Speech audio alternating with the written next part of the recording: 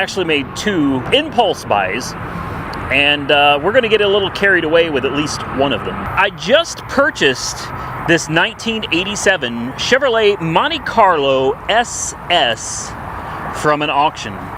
This car has been parked for over 20 years. I was told it's been more like 25 years. It's a one-owner car. That's right, one owner. I have all of the documentation from the sale, brand new. The original owner's name, which is the same name that's on the title today. This is an interesting story and kind of a sad one, but I think we're going to make it a happy one before this whole series is over. So this car had been parked, and everybody's going to want to know why. Why did a car like this sit for over 20 years? The woman that purchased it brand new ended up paralyzed. She did not want to get rid of the car, and she held on to it all this time. It has been sitting in a garage this entire time. Well, after 20-some years, the car had to go. So the lady and her son, I'm not going to give away names or anything like that. I don't think that's a good idea. But the lady and her son decided to let the car go. They did some work to it. They got it running. They got it driving. I don't think it's actually roadworthy at this point. They did enough to get it running and driving, and then they sent it to auction. And they are going to be following my entire series on this car. So they're watching, and if you want people to know who you are, drop a comment down in there and say, hey, this is me, this was my car, and tell everybody anything that you feel you want to about the car, because obviously I didn't own it for the last 20-some years, so I don't have the full history on this vehicle.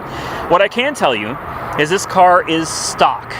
I believe it has 107,000 miles on the odometer, because there is some paperwork that came with it, which we'll show later. The odometer is showing 07672. So on the paperwork, it shows like 105,000 miles, so the odometer has rolled. So she's got a little bit of miles. It's had one repaint in its lifetime, and obviously they did it right. It's got the right stripe kit. It's the right color. This is probably the most desirable color for this car. The only thing that's missing that a lot of you are going to notice is T-tops. Some people like T-tops and some people don't. Personally, I think T-tops cause more trouble. They're more harm than good. They leak, they creak, they rattle. Personally, I prefer no T-tops. That's just me. But in case you're a T-top type of person, don't worry. I also bought, just yesterday, a 1987 Buick Grand National. Yeah, a real, not a fake, a real Grand National to keep this car company. So I've got 2 G-bodies. The Grand National should be here, hopefully, by next weekend. I'm hopeful that I can have a video of this car with the Grand National next weekend. And this video, we're going to load it up. This is where the truck dropped it off. They were supposed to bring it out to AR headquarters, but they decided not to. They told me I needed to come get the car out here, or I guess my car was going to be taken. They gave me a $100 discount, so I had to go grab the trailer. This will also be the first time I tow a car with my new 2023 Ram 1500 e-Torque. So there's a lot going on in this video. You can see the car looks beautiful, original wheels. I mean, you want to talk about an original car, take a look at this interior. Absolutely gorgeous interior. Same thing back here. I know the sun's kind of, and the headliner, other than this, the headliner actually looks good. It's complete, it's intact. This is a really nice looking car. The door panels, like I said, it sat in the garage. It's got manual locks, manual windows, manual mirrors, and you've got the awesome sports gauges on this. I love these. The car is not running, but I'm a little upset. But the tow company, or the transport company that brought this car, even factory radio, the company that brought this car to me had it sitting here idling for 40 minutes, just idling. I was very upset about that. So the car is hot. I have not driven it. And I'm not going to drive it until we get it down to AAR headquarters. You can see all the spider webs and stuff still in here. They tried to clean it up, but I mean, there's still a long way to go. It does have cruise control. It's got the 115 mile an hour speedometer. It has rear defrost. It has air conditioning and a taped deck. There's a few little tidbits in there. We can also take a quick peek in the trunk of this car. Now here's some news that some of you are going to like and some of you are going to absolutely hate me for, and I understand both sides, believe me. Here's the trunk. Looks like a piece of trim that may have fallen off, so that's nice. There's a tad bit of rust, but I mean nothing that looks bad, guys. You can expect a little bit of rust here and there for some of these old cars. This spare tire, I don't know if it's ever been on the ground. It has not. It's still got all the writing on it. Wow.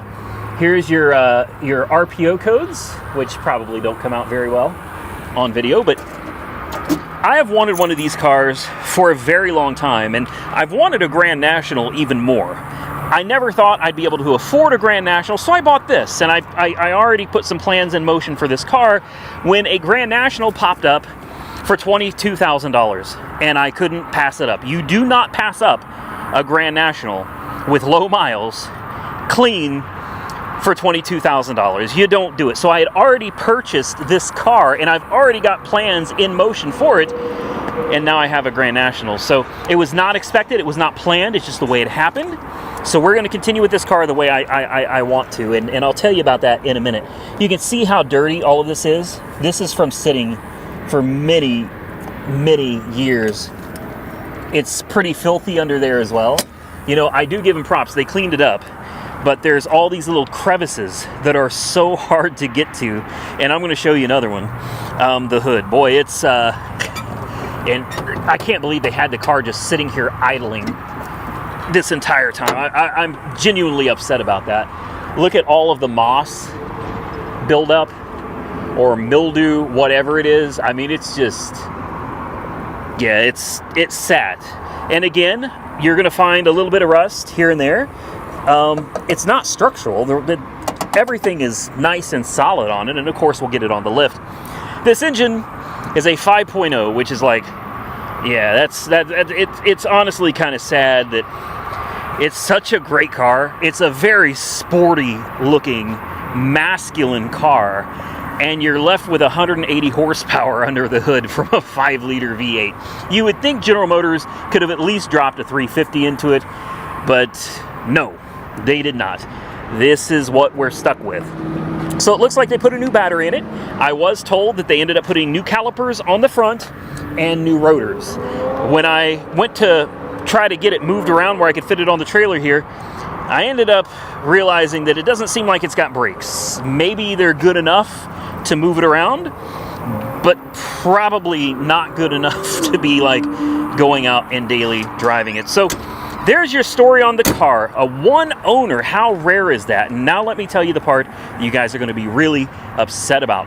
I have intentions of ripping out everything under here. I want all of this gone. The transmission we're going to rip out as well. We're going to be replacing all of this with a 383 stroker, brand new, hopefully from Blueprint Engines. I'm in negotiations with them right now. We'll see how that goes, but that is the goal, is to put a 450 horsepower carbureted 383 stroker. I want to retain the factory air conditioning, and if possible, I'd like to try to retain the cruise control and everything as well. I want to go with a HEI distributor setup, obviously headers, different wheels and tires. I mean, these are, you know, they look decent, but I think we could do something a little bit better with the wheels and tires as well. I've already secured a sponsorship for a Stage 3 transmission from Monster Transmissions. They are going to be shipping us out a transmission with a, I believe it's a 2800 stall converter. Stage 3 capable of handling 500 plus horsepower. So that is already taken care of. We just need to locate an engine. Now, before you get too upset with me, not to worry. I have no intentions of taking the motor and transmission and tossing them out. I understand there's some people that would want that with the car, and they might want it original. So I will hold on to the motor and the transmission. And this car I plan to build it for Power Tour 2024. And if all goes well, we can take this on Power Tour 2024, and we can take the Grand National on Power Tour 2024, and we can have both cars side by side making the Power Tour together. And how awesome a car that has sat for over 20 years, being able to get on the road, sound fresh with a healthy 450 horsepower cruising down the interstate next to its brother or sister, a Grand National. So that's the plan. This is the car, and I got it for, God, it was like $11,100. You guys will tell me whether that was a good deal or not. I think it was. I think it was a good deal. Some of you are going to say it was a horrible deal. Some of you are going to say it was a great deal. Honestly, I don't know. I don't even know how this car drives. It was sold on a red light. So let's fire it up. We get some lights, check engine, choke. Remember, this is carbureted even in 1987. I thought it was going to crank right over. There it is. Let's reset. Can I reset the trip? I'd love to reset this trip. No, the trip does not reset. Let's try out the signals. Yep. Other signal. Yep. Headlights. I have no idea where the brights are on this, but I'm assuming the headlights are working. Obviously, console shift. Your old school Delco radio, man. Let's try out this radio.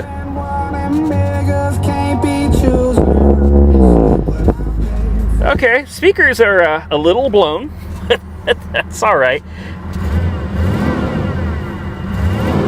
It sounds healthy. The brakes, actually, it feels like it kind of has brakes. I don't know. The brakes is something we're going to have to address. Sounds like the exhaust is stock. I'm pretty sure it still has the factory catalytic converter. That exhaust pipe is pushed in a little bit. You can see some of the paint flaking and the stickers kind of peeling off back here. I mean, it's been sitting for a long time. So depending on how far we want to go with this car, and I'm going to tell you right now, the engine alone is $6,000. The transmission is $3,000. So you're looking at almost $10,000 getting put into the powertrain of this car. There's probably another $1,300, $1,400 for wheels and tires. There's probably some suspension work that's going to need to be done. And, well, that's it. I wish we could see the date on this oil change sticker. Let's try out the horn. Sort of. Sort of. All right, guys, I'm gonna pump up the brakes. Let's take it just real quick. Let's just drive it around. We're safe in this parking lot. This is our official first drive. You know, if you guys show enough interest in this car and you want to see it brought back to life, I'm willing to buy the stripe kit for it. I'm willing to send it to get a fresh paint job, full detail, everything. Actually, the brakes are definitely a little questionable. Oh, it's pretty smooth. The brakes seem... Okay, so they seem to grab pretty good, but as soon as you start getting toward the bottom of your stop, like the end of your stop, that's when the brakes quit. They seem to be... Yeah, just a little sketchy. So here's what I'm going to do. I'm going to get it on the trailer. I think the brakes are good enough. We can take it on an official test drive. We'll see after 25 years if we can take it on a 10-mile run once we get it down to AAR headquarters. So let me get this thing on the trailer and let's take it down to the shop where we can get it on the lift, look underneath it, take it for an official test drive, and see what we think. One other thing I just realized, it has a tilt wheel. How nice is that? This is great. Let's see if we can get out. I accidentally hit the lock button. It also needs some tinted windows. Be very gentle. Yes, we clear it. The e-brake is on, and believe it or not, the e-brake works. Uh-oh. Well, come on. Great, the key doesn't come out. I got the keys. It's a little tricky. I've got the e-brake on. Everything seems to be good. So I think we are golden. We're just going to check to make sure it's lined up relatively straight. Perfect. Actually, that's really good. The trailer, unfortunately, is actually a little on the high side. Definitely a little on the high side. It'll be good enough to get down to the shop. I've got a new hitch. Unfortunately, it's also, I think, oh, it's upside down, but it's made to be that way. Okay. Yeah, so I've got this is my new hitch. This is my first time using it, and obviously I've got it up just a tad bit too high. The car is good. I'm going to strap it down, and this is going to be our first haul with the 23 Ram 1500. I'm interested to see how it's going to do on its maiden voyage hauling a vehicle. Well, it's a brand new day. Today is Friday, and this video comes out Saturday, so that's tomorrow. So we got a lot to get done. Obviously, we're down here at AAR headquarters, and here's all my other, projects. And now we just added another one to the list. I just got off the phone with transport company, and they said my Grand National will actually be here either Saturday or Sunday. So next weekend, hopefully next Saturday, will be the video of the 1987 Buick Grand National that I kind of stole. So stay tuned for that. Let's see how this thing wants to run today. I've got my books with me, and right there on the front you can see somebody wrote 105,852. We'll go and we'll look at these later. Before we take this on a test drive, I want to drag this thing into the shop, and I just want to go through the fluids. I want to check the carburetor, make sure we're not leaking gasoline anywhere, and I want to try to get the power steering working. I'll put some power steering fluid in it, but it obviously has a leak, and I want to know where that leak is so that I can get the appropriate part or parts to fix it. And I want to check the air pressure in the tires. So give it a couple pumps of the gas. No way, that easy. It idles a little high when you first start it. Go ahead and roll this window down. This car has no air conditioning, no functioning air conditioning currently. So we'll let it cool off in here a little bit. Let's see how quickly this thing will kick down. A little bit, not all the way, but it's getting there. That should be enough to get it off the trailer. Let's close the door. Does this horn work? We need to clean the contacts under here, I bet. Yeah, see, it was working yesterday. It doesn't work at all today. You got that tilt wheel, which I really, really like. Windshield wipers, they work. Honestly, it's kind of impressive how much still works on this car. This is one of the reasons that I love old cars. This, in my opinion, is one of the last vehicles that you could still work on yourself. Prior to fuel injection, it's still carbureted, it's simple. Everything is simple to work on when it comes to a car like this. And it's one of the very last ones. Yeah, those brakes, man. I need to check the brake fluid as well. I don't think there's back brakes on this. If you look at the oil pressure, sitting at almost 60 psi. All the gauges work, which is pretty incredible. Ooh. Uh-oh. Well, and here's the other thing. Once you put it in park, the key, you've got to, see what I mean? You got to figure it out. You know, it's been parked a long time, guys. Uh-oh. Come on. Come on, old girl. I know you've been sitting a long time, but we're going to stretch your legs today. That's what we're going to do. We're going to stretch your legs. All right. There we go. Now let's see. Ooh, she wants to go. That's what it is. She's ready to move, man. Oh, you know what? I left the e-brake. I'm sitting there with the e-brake on. Oh, that's much better. That's... Oh, don't die. Don't die. Don't die. Don't die. Come on. Oh, it kicked up some gravel. All right. Let's roll this bad boy into the shop real quick, and let's see what we can do about getting this thing on a test drive. How about that old GM buzzer? Before we go anywhere, I want to try to put this light back up. The screws are right there, and the light actually holds the headliner up. Like, the headliner's perfect in this.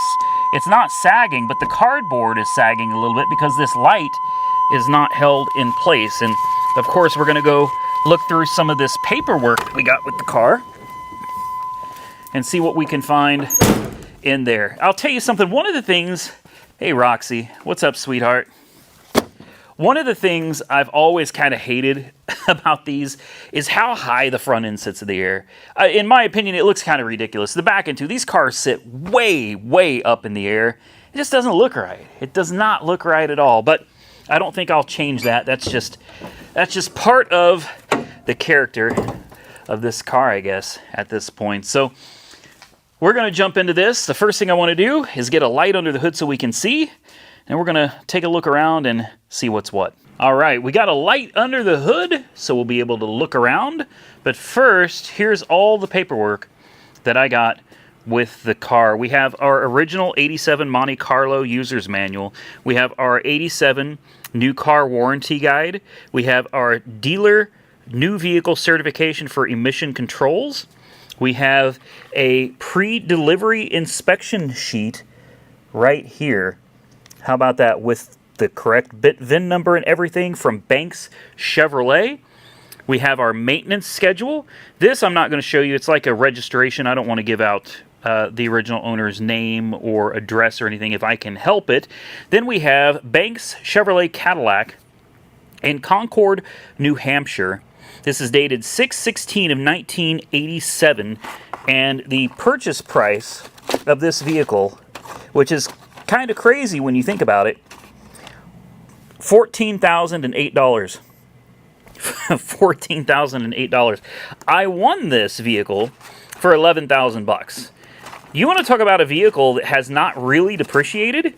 This is it right here. I mean, you got almost all your money back. How often can you say that happens? And then, of course, right here is the original, basically, GMAC financing paperwork. 11% interest in 1986. The total price of the car, amount financed, was $11,008. Total payments would be $14,360 with interest and everything. $3,000 was paid down 60 months at $239.34 was the payment for this car. So there's everything that came with the car. Now let's roll that out of the way and let's come over here and take a look at this. First thing I want to do is check the brakes. Did I say 84? I meant 1986. Oh, wow. Yeah, that's never a good sign. Oh, boy. Well, at least there's fluid in it, right? It's low, but at least there's fluid in it. I am really tempted to do a kind of a quick and dirty bleed on this brake system before we really try to take it out on a ride. Man, yeah, I'm really tempted to just, I've got this tool somewhere up here that hooks up to my air compressor, and you just hook it up to the nipples on all four corners and suck all that out, because that is pretty gnarly, and it's also relatively low, which is very concerning. Also, the power steering is another issue. It's not the end of the world, but I'm not trying to damage anything. So where is my power steering pump? I know it's hiding. There it is. It's hiding over here somewhere. This is interesting because you have a serpentine belt set up right here, but then you still use the old school V-belts back here for the power steering and the air conditioning unit. That power steering reservoir was not thought of very well, was it? Some chrome accents were added. You can see that. I'm curious if this is still the original engine, because it's painted Chevy orange. You know, I really don't know. Or did somebody maybe swap out a 350? It still has what looks like the original intake and carburetor and everything. Everything under here looks to be relatively original. So I'm going to bet it's probably the original 305, the 188 horsepower engine. Looks like somebody changed the oil. The oil is nice and clean. There's a lot of debris under here. that will tell you if you didn't already know that this car had been sitting. The engine compartment does not look like it was power washed, and there's a lot of stuff under here. Maybe it was power washed, it just didn't get everything. Definitely some corrosion under here too. This is a New Hampshire car, so obviously that's something to be aware of. Trans fluid looks really nice. Whoever had this car for sure took care of it, considering it has 107,000 miles on the odometer. I mean, these weren't exactly the most reliable vehicles, and they definitely weren't fast thanks to emissions controls, but it's still a beautiful car, and that's why I really want to just gut all of this. I want to maintain the air conditioning. The air conditioning would be important for Power Tour. I want to maintain the AC, but I would love to just get rid of everything else, just delete on all of this, you know, air injection junk. I'm sure it's got an air injection pump, or maybe somebody removed it. Actually, I do not see the air injection pump. It's gone. It's missing. Yeah, so somebody deleted the air pump. The air injection pump is long gone, so that's a good thing. I don't know where all the hoses go. Hold on a minute. Where do all the hoses go? Because there's where it was. Yeah, they go to nothing. See, that's what I mean. We could really clean this up by just deleting so much of these emissions components, dropping a beautiful 383 in here. Or if I can't get a 383, we can always... This is out. It just drained out. Like out of nowhere. This just ran completely dry. Oh no. Lovely. All right, I went ahead and filled it back up, and we're just going to keep our eye on it to see if it disappears again, because that shouldn't happen. This is another interesting thing. These valve covers, somebody's definitely been in here, and that like silver color on the intake, that's not original. Surely that's not original. And look at all the crud down there. I mean, there's lots of stuff. There's nasties all over down there. That looks like your old school Quadrajet. I have a love-hate relationship with these.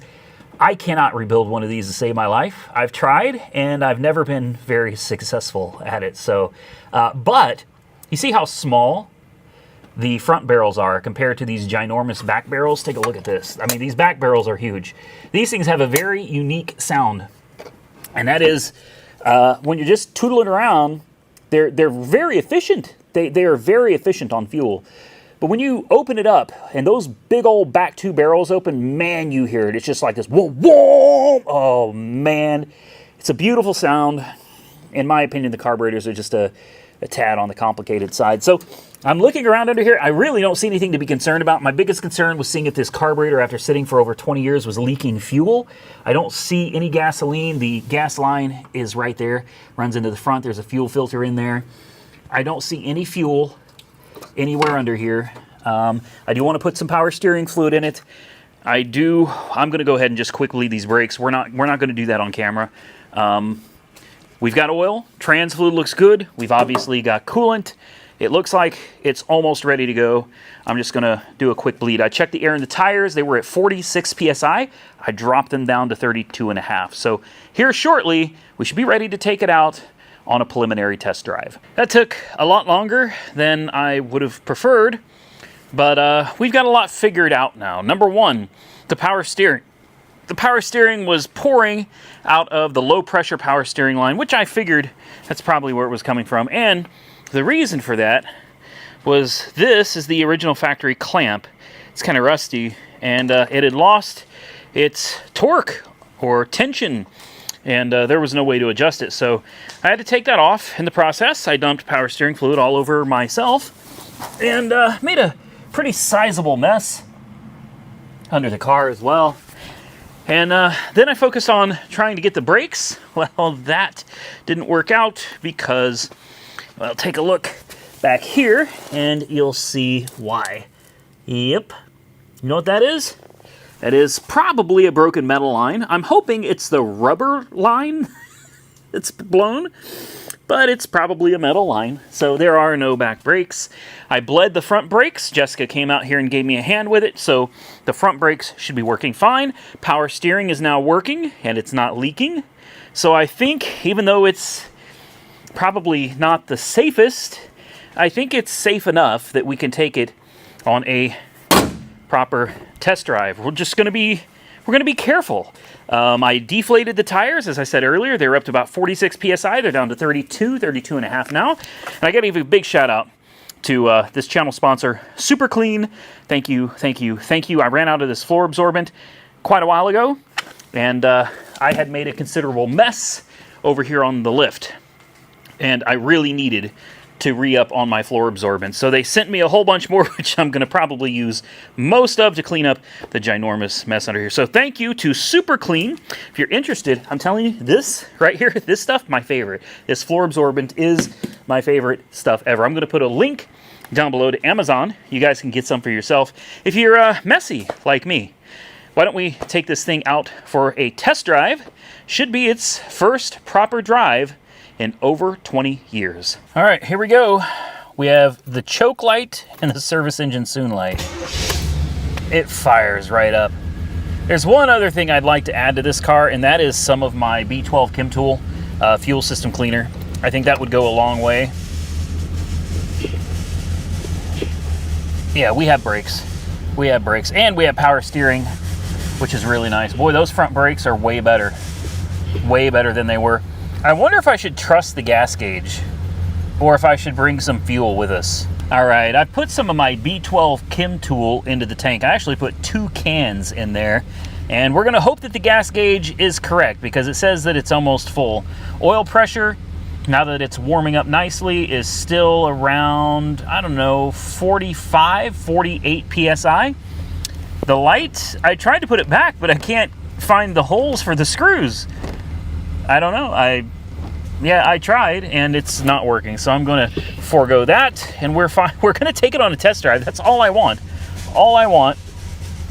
And what that noise is, hear it?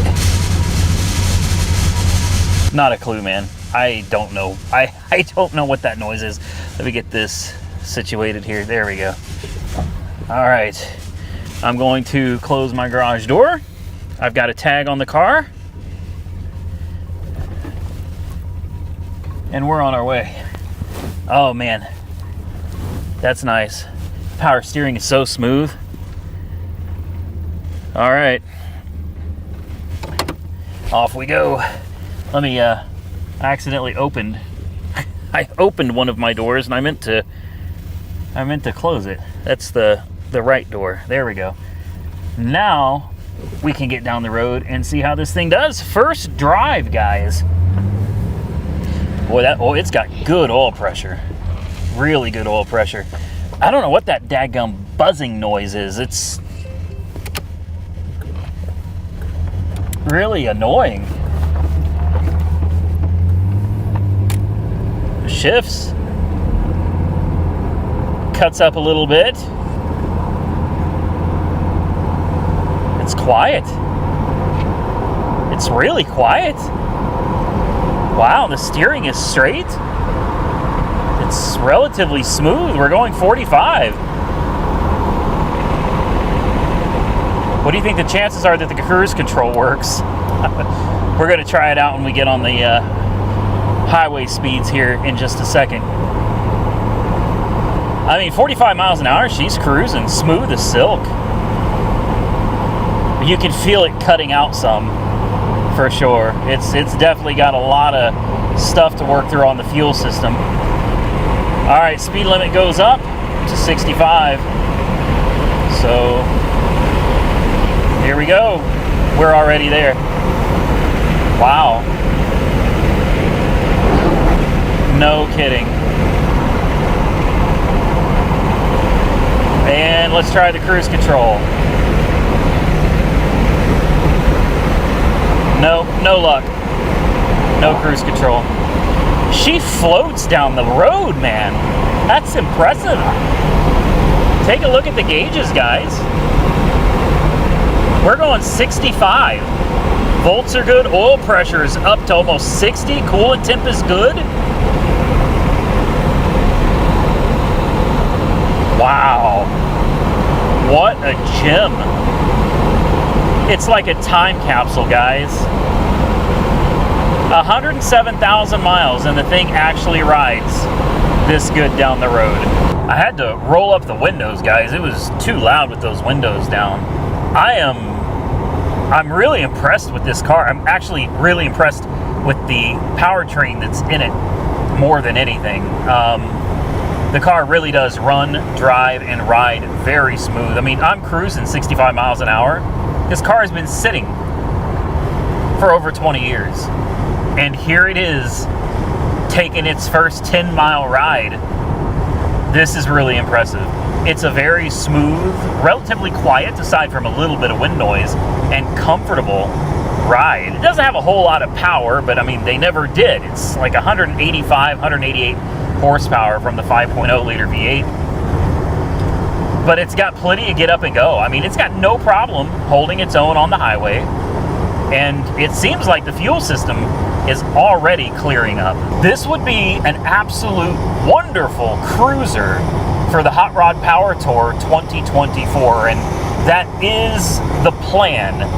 The plan is to swap out the powertrain with something a little more beefy, something that we can have a little more fun in, a different exhaust, a different transmission cross member so we can run true duals. Obviously, we want headers, different wheels and tires, air conditioning, and then Hot Rod Power Tour 2024. And if we're lucky, we can do the Power Tour not only in this Monte Carlo SS and drive it at least 2,500 miles, but if we could possibly bring its big brother with it, the 87 Grand National, that would be great. That way, all of you could join us, those of you that are going to be in the area of Power Tour 2024. You could come out, you could see the cars, you could see us in person, and we would all have a great time. The front brakes, I know that we probably should be driving with back brakes too, but that's just out of the equation for now. Right now, the front brakes are doing a great job holding this car, stopping it. Shifts are crisp. It's just, this is a great car. I'm really surprised that after being parked for as long as this thing has been parked, that it just jumped right back on the road like this, like it was driven yesterday. To me, that's absolutely crazy. I actually passed my 5-mile mark. We're now over 5 miles. So I'm going to enjoy the drive a little bit, and then I'll turn around. We'll get back to the house. Kick down works, by the way. I can hit the gas, and man, she just no problem getting up this big hill. We're doing 75 right now, guys. 75 miles an hour. And let's see, do we have a, what, 25, 27? Maybe 2,700 RPM at 75 miles an hour. Not bad. Remember, this is a 204R transmission, so it is an overdrive. It's a 4-speed transmission. Like I said, I want to enjoy this drive just a little bit more. We'll turn her around, get back to the house. Well, isn't that the way it goes? I just got back, I shut it off, and I thought, let's see how it starts up now that it's warm. And nothing. But the good news is the key comes out now. It seems to be getting better as we use it. Yeah, I don't know. Let's pop the hood.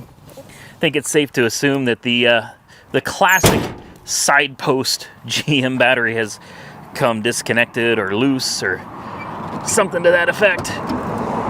Let's pop this hood, see if there's any smoke. Nothing. There's absolutely nothing under here. No kidding. I don't smell anything funny. There's no pressure on the cooling system. That's not good. Probably a bad, probably a worn out radiator cap would be my guess. It's nice and warm, but it's not hot. Nothing's bubbling or gurgling. Wow. I'm pretty impressed, guys. This thing is in really good shape. It needs a really good cleaning. It could definitely handle a little bit more power. But aside from that, ooh, yeah, I hear the radiator cap leaking. Hear it sucking air? Oh. Great. Yeah, the radiator cap is leaking, so it's pushing all of the fluid out. That's nice. I promise you it's not overheating. Oh, the negative cable is not even on. So I should probably address that real quick. We'll try to fire it up again. This is definitely a good project car. I mean, it's something that runs and drives. You could literally drive it and enjoy it while you wrench on it. And that is a perfect project car. Something that you can actually use and work on at your leisure. I think the first thing I'm going to order for this is a new radiator cap. That's very important. It's just sitting here sucking air and puking coolant out. So we'll definitely take care of that.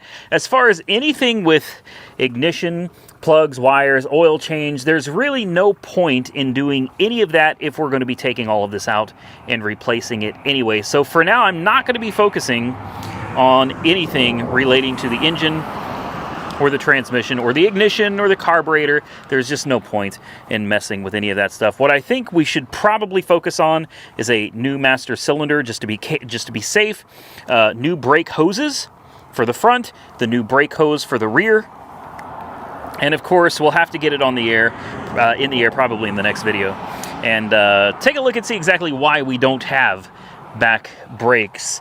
The wheels and tires, it actually rides great. I'm really surprised. I thought this thing was going to be flat spotted and really ride horribly. It didn't. I don't know how that is, but it rides absolutely smooth as butter. So I'm still considering what I want to do. There's no dry rotting, no cracking on the tires at all, like none. These are obviously old tires. They're Michelin Sport EP-X. They're older.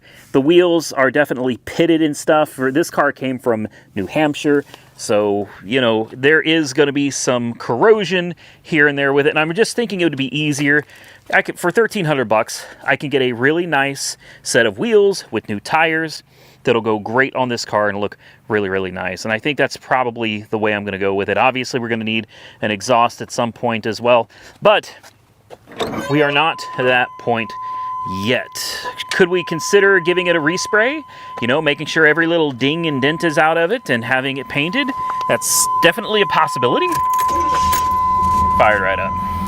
Definitely a possibility. I'm not opposed to the idea, but again, we'll see what happens as time goes on. I did kick on the heat and the air, and they both work. I mean, the air conditioning does not turn on, but it does switch between hot and cold like it's supposed to. The blower motor works on all speeds. The only problem is it blows out of the defroster and the floor, regardless of where you put it. That's a very common old school GM thing. They've been doing this forever. There is a vacuum line that runs to a set of other vacuum lines, and that vacuum line runs under the hood. Most likely, it's broken. 99.9% of the time, it's just a tiny broken vacuum line. No big deal. It's sitting here idling, fully warmed up. Oil pressure is at 30 psi. Fuel gauge is showing 3/4 of a tank, so I do believe it's working. Temperature gauge obviously works.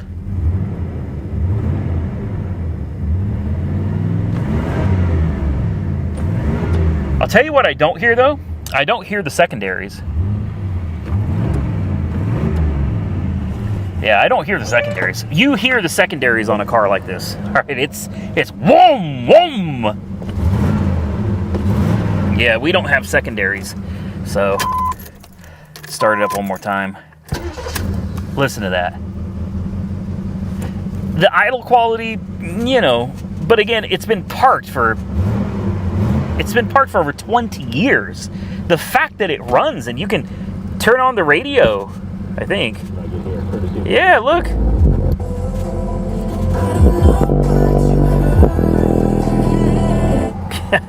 Granted, you know, the speakers are blown, but I mean, you can turn on the radio and it works. You've got heat, you've got manual windows that function like they should.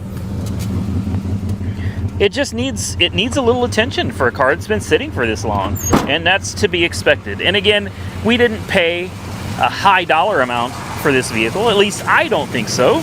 I got the car for like $11,100. So what do you think? Was it a good deal for a 107,000 mile, one owner, 1987 Monte Carlo SS? Or do you think I overspent? Because 9 times out of 10, you guys always say that I overpaid for it. I don't know. It's got a little damage. There's definitely some work that needs done on the bumper. It looks like something bumped into it and cracked up the paint. The stripe up here got rubbed off by something. I don't know what happened there. So obviously the front bumper needs a little bit of attention. And there's a few spots around the body that need a little bit of work as well. But overall, I mean, especially for a northern car, a northeastern car, guys, this is not bad. Not bad at all. I think the worst issues are down here, as to be expected. There's a tiny bit of bubbling right there and right there. And a little bit over here by this light. And I think that's about the worst of it. There's a little bit more bubbling right there. That's it. And a little bit on this door. I didn't see that. Just a little bit on that door. I mean, I got to put the camera right up to it or you wouldn't even see it. You know what I mean? So that tells me that it's not that bad. A little bit of paint chipping off, the stripes coming off a little bit back here too. A stripe kit for this is about $300, $250, $300 for the entire stripe kit. You know, you send it down, you get all of these rust bubbles sanded, and you get all of this stuff repainted, new stripes put on. This thing would be a stunner, man. I mean, it already kind of is, and we haven't even cleaned it yet. It's totally filthy. This car is really, really filthy on the outside. It might clean up decent. Listen to that engine run. Definitely a slight miss at idle. Clears right up, though. Clears right up. So what I'm going to do now that it's been sitting here idling, let's back it up, and let's see if she's leaking anything, because, man, this thing was leaking before. It was leaking power steering fluid everywhere. I took a peek under it, and I didn't see any oil, any transmission fluid, any gear oil. And look at this. See what I mean? The key came right out. Fired right up again. Yeah, she just needs to be used, guys. That's all she wants. And that weird noise, it's coming from the carburetor. Yeah, it's coming from the carburetor. I couldn't tell you what that is. So this is where it was dripping coolant. I don't know what this is. Oh, don't tell me it's still leaking power steering fluid after all that I went through. Don't tell me it's leaking power steering fluid.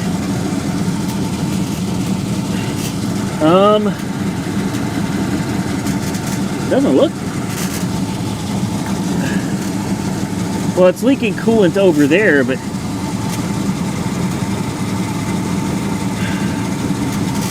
it definitely looks a little wet under. Oh, I bet I overfilled the power steering pump. I can't see anything leaking, guys. I don't see anything leaking at all. But it does look like there's a bit of a mess down there. I may have just overfilled the power steering pump and it just kind of, you know, bled itself out. That's my guess, because I cleaned up my mess before I was done. It was the low pressure line that was leaking. I'm looking at the low pressure line. There's nothing coming off of it now. It was just a loose clamp. We'll see. Time will tell. So there it is. There it was. My one owner 87 Monte Carlo SS for 11,000 bucks. You guys tell me what you think. I already know there's going to be a lot of people really upset that we're talking about pulling out the original engine. Maybe, I don't know. Is that the original engine? I have no idea. I have no idea. I'd have to pull the alternator to see the pad to find out. And truthfully, I don't even care. If it's the original engine, great. If it's not, great. I still think it'd be great to put a 383 stroker in it and a nice transmission with some headers and nice exhaust. I think the car deserves it, man. It's a muscle car from the 80s, and let's face it, muscle cars in the 80s, they were like this, 180 some horsepower. The old Mustang GT would have stomped this. I think those old Mustangs were, what, 200? Maybe a little bit more for a Fox body back in like 87 or so? Maybe 215. I don't know, but I can guarantee you, a Fox body, a stock Fox body from back then, that would stomp this car all day long. It needs to be brought up to date. I know it takes away from their originality. Some people are going to say it's going to destroy the value. But like I said, I fully intend to hold on to the engine and transmission that came out of this. And if it comes time to send it down the road, you know, maybe I'll put the old powertrain back in it and sell it factory, or maybe I'll sell it with all of the other stuff. I can't tell you. And will I sell it? Probably. I sell everything. But then again, maybe I won't. Maybe I'll keep it because I'll have a Grand National to go along with it. Or maybe I'll sell it because I have a Grand National. Stay tuned, guys. You guys know how I do around here. I can't help it. I like to move cars, get them in, have fun, get rid of them, get something else. But this one for sure is going to be a longer term project. What I'd like you guys to do is drop your comments below and just tell me what you think of what I'm thinking of doing with it. What are your thoughts on swapping out the powertrain? What are your thoughts of getting the body done up and repainted with a new stripe kit? Just overall, what do you think we should do with this car? I'm going to get out of here, but until next time, I want you guys to stay safe out there, and I look forward to seeing you all again very soon in the next one.